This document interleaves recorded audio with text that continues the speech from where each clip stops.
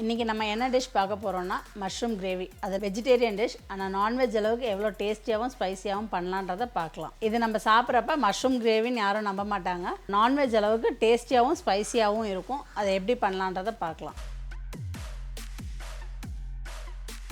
Mushroom கிரேவிக்கு தேவையான பொருட்கள் என்னென்னன்றதை பார்க்கலாம். மஷ்ரூம் 450 கிராம், எண்ணெய் 100 ml, வெங்காயம் 300 கிராம், தக்காளி 250 கிராம், இஞ்சி பூண்டு விழுது 2 டேபிள் ஸ்பூன், உப்பு தேவையான அளவு, மஞ்சள் தூள் 1/4 டீஸ்பூன், மிளகாய் தூள் 1/2 டேபிள் ஸ்பூன், மல்லித்தூள் 2 table spoon, garam masala 1/2 table spoon, பட்டை 1 துண்டு, கிராம்பு 3 பீஸ், கொத்தமல்லி தேவையான அளவு, கருவேப்பிலை 1 கொத்து. நம்ம தேவையான பொருட்கள் பார்த்தாச்சு. அதை எப்படி செய்யலான்றதை பார்க்கலாம். நம்ம எடுத்து வச்சிருக்க 100 ml ஆயிலில் ஃபஸ்ட்டு 50 ml ஆயில் முதல்ல ஊற்றிக்க போகிறோம். எண்ணெய் நல்லா காஞ்சிருச்சு. நம்ம எடுத்து வச்சிருக்க 1 துண்டு பட்டையை போட போகிறோம். பட்டை நல்லா பொரிஞ்சிருச்சு. அடுத்தது 3 துண்டு கிராம்பு போட போகிறோம். கிராம்பு நல்லா பொரிஞ்சிருச்சு. இப்போ நம்ம 200 கிராம் வெங்காயத்தை ஃபஸ்ட்டு போட்டுக்கலாம். வெங்காயம் நல்லா கண்ணாடி பதம் வர அளவுக்கு வதங்கணும். வெங்காயம் நல்லா வதங்கிருச்சு. கண்ணாடி பதம் அளவுக்கு வதங்கினா போதும். நம்ம எடுத்து வச்சுருக்க 2 பச்சை மிளகா போட்டுக்கலாம். பச்சை மிளகா லைட்டாக வதங்கினா போதும். நம்ம அடுத்து எடுத்து வச்சுருக்க 150 கிராம் தக்காளி போட்டுக்கலாம்.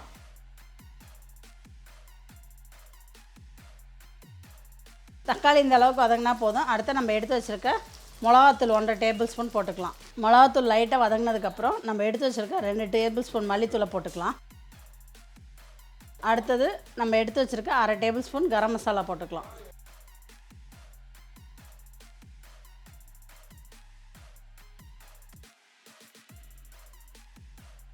இப்போ மசாலாலாம் லைட்டாக ரோஸ்ட் பண்ணிட்டோம். இதை நம்ம ஆற வச்சு ஃபைன் பேஸ்ட்டாக மிக்சியில் அரைச்சிட்டு வந்துடலாம். இப்போ நம்ம இது நல்லா ஆறிடுச்சு. இப்போ மிக்சி ஜாரில் மாற்றிக்கலாம்.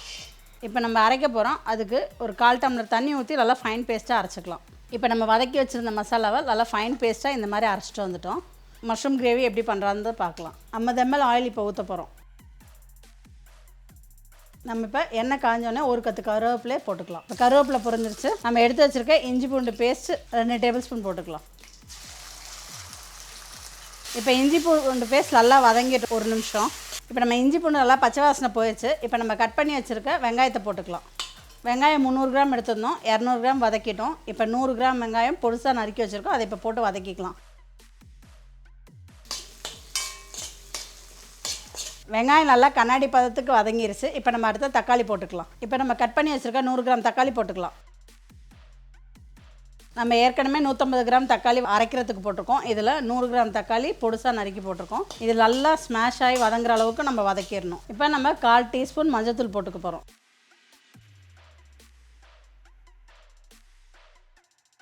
தக்காளி பாதி அளவுக்கு வதங்கியிருக்கு. இந்த டயத்தில் நம்ம உப்பு போட்டோன்னா இன்னும் நல்லா ஸ்மாஷ் ஆகி வதங்கும். இப்போ நமக்கு தேவையான அளவு உப்பு போட்டுக்கலாம்.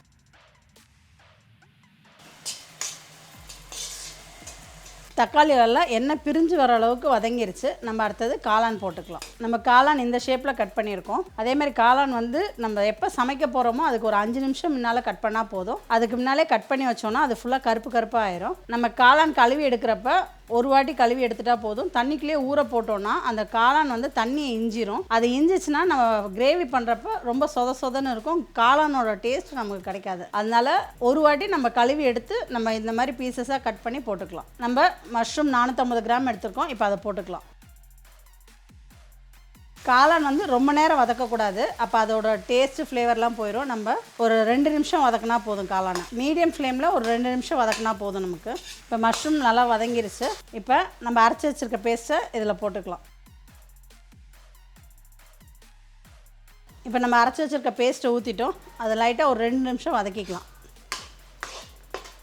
நம்ம இப்போ அரைச்சி ஊற்றிருக்க மசாலா ஒரு நல்லா 2 நிமிஷம் கொதி வரட்டும். மஷ்ரூம் நல்லா கொதி வந்துருச்சு. இப்போ மஷ்ரூமோட ஃப்ளேவர் நமக்கு நல்லா வருது. இந்த டயத்தில் நமக்கு கிரேவிக்கு தேவையான தண்ணி ஊற்றிக்கலாம். அதே மாதிரி இதில் தண்ணி நிறைய ஊற்றக்கூடாது.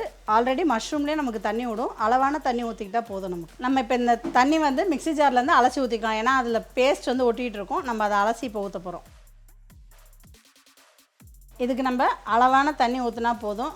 அதனால தான் நான் மிக்சியில் அலசின தண்ணி ஊற்றிருக்கேன். ஆல்ரெடி நமக்கு காளான்லேருந்தும் நமக்கு தண்ணி லைட்டாக விட்றதுனால கொஞ்சமாக தண்ணி ஊற்றினா போதும். மஷ்ரூம் வந்து நமக்கு ரொம்ப நேரம் நம்ம வேக விடக்கூடாது. ஒரு கொதியிலே வெந்துடும். ரொம்ப நேரம் வேக வச்சோன்னா அது ரப்பர் ஆட்டம் ஆயிரும். அந்த சாஃப்ட்னஸ் நமக்கு கிடைக்காது. நம்ம அதனால் இந்த மசாலா போட்டு அதுக்கு உண்டான தண்ணி ஊற்றுனதுக்கப்புறம் நல்லா ஒரு கொதி வந்ததுக்கப்புறம் ஆஃப் பண்ணால் மஷ்ரூம் கிரேவி ரெடி. இப்போ நமக்கு காளான் கிரேவி நல்லா கொதிச்சிச்சு. நம்ம கொத்தமல்லி போட்டு இறக்கிடலாம்.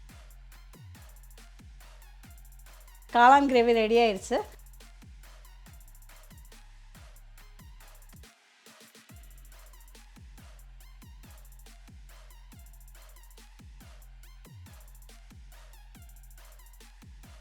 இதை சூடான இட்லிக்கு, தோசைக்கு, சப்பாத்திக்கெல்லாம் வச்சு சாப்பிட்டோன்னா ரொம்ப டேஸ்ட்டாக இருக்கும். இதே மாதிரி நீங்களும் வீட்டில் செஞ்சு பார்த்துட்டு கமெண்ட் பாக்ஸில் கமெண்ட் பண்ணுங்கள். Abirami from Abi's catering. நாங்கள் கடந்த 3 வருஷமாக சிறந்த முறையில் கேட்டரிங் சர்வீஸ் செஞ்சுட்ருக்கோம். 500லேருந்து 10,000 பேர் வரைக்கும் வெஜ்ஜு மற்றும் நான்வெஜ் சிறந்த முறையில் செஞ்சு கொடுத்துட்ருக்கோம். உங்கள் வீட்டு விசேஷங்களுக்கு எங்களை காண்டாக்ட் பண்ண வேண்டிய நம்பர் 8248632821.